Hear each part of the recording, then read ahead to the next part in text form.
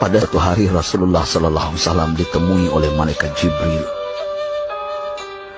Rasul pun bertanya, "Ada apa wahai Jibril?" Jibril menjawab, "Wahai Muhammad, sesungguhnya hari ini Allah Subhanahu wa Ta'ala sedang mengobarkan nyala api neraka, dan seluruh para malaikat amat ketakutan. Mereka tidak tahu harus bagaimana. Untung aku ingat," kata Jibril, "bahwa engkau Muhammad adalah sumber cinta dan sayang Allah Subhanahu wa Ta'ala kepada alam semesta. Dengan alasan itu aku kesini, bertabaruk mengambil berkah dengan cinta Allah kepada dirimu, ya Rasulullah, ya Muhammad." Rasulullah terdiam beberapa saat, kemudian bertanya lagi, "Wahai Jibril, ceritakan padaku bagaimana neraka itu sesungguhnya." Jibril menjawab, "Wahai Muhammad, neraka itu bagaikan lubang-lubang yang terdiri dari 7 tingkat. Jarak antara satu lubang dengan yang lain ialah perjalanan 70 tahun.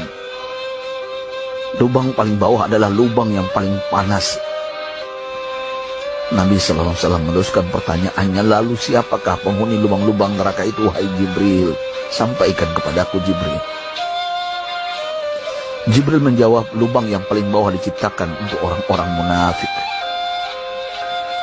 Lubang yang berikutnya untuk penyembah berhala, lalu untuk penyembah bintang dan matahari."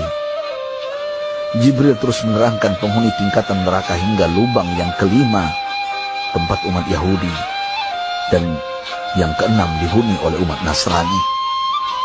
Setelah menjelaskan penghuni 6 tingkatan neraka, Jibril diam cukup lama. Rasulullah SAW penasaran dan bertanya kepada Jibril, "Wahai Jibril, siapakah penghuni neraka yang ketujuh?" Jibril diam saja tidak menjawab. Rasulullah SAW mengulangi pertanyaannya, tapi Jibril tetap diam. Rasulullah tambah penasaran dan mendesak Jibril agar dijawab pertanyaannya.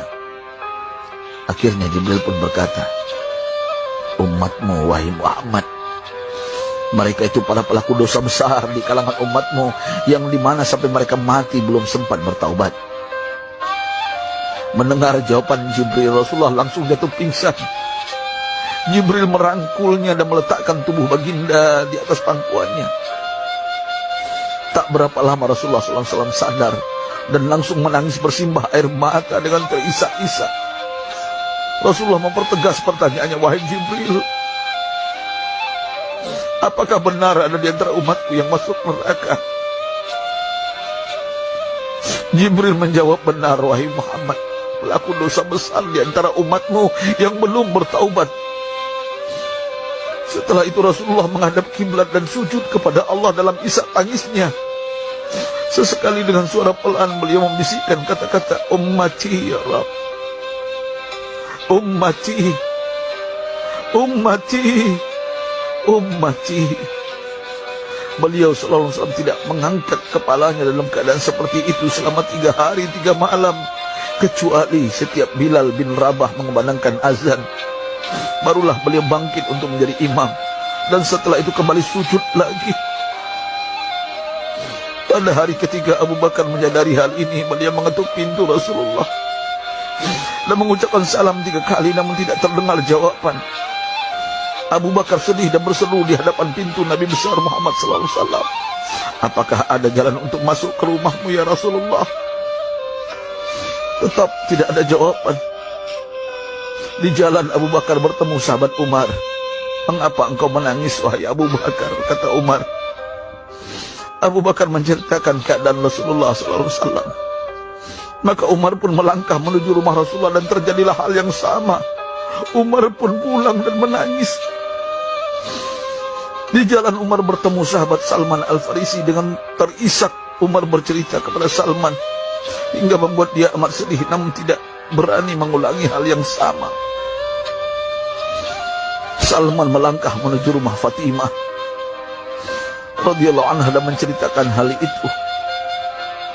Setengah berlari Fatimah menuju rumah ayah tercinta dan mengetuk pintu sambil mengucapkan salam. Mendengar suara lembut putri tercinta, sejuklah dada Rasulullah. Beliau bangkit dari sujud dan membuka pintu. Alangkah terkejutnya Fatimah melihat Rasulullah, ayah tercinta, amat kurus dan pucat. Fatimah memeluknya lalu menangis. Wahai ayah, apa yang terjadi? Mengapa engkau amat sedih seperti ini? Rasulullah kembali menangis dan berkata dengan suara lirih, wahai Fatimah, belahan jiwaku, bagaimana mungkin aku tidak sedih sedangkan Jibril mengatakan akan ada kelak umatku yang akan masuk neraka. Subhanallah, betapa besar cinta Rasulullah kepada kita umatnya. Sahabatku, Rasulullah mencintai kita. Antaman ma'aman ahbab, engkau akan berkumpul dengan orang yang kau cintai. Mari kita mencintai baginda Nabi besar Muhammad SAW yang mencintai kita, umat yang tidak rela kita masuk neraka. Mari kita mencintai beliau dengan berselawat.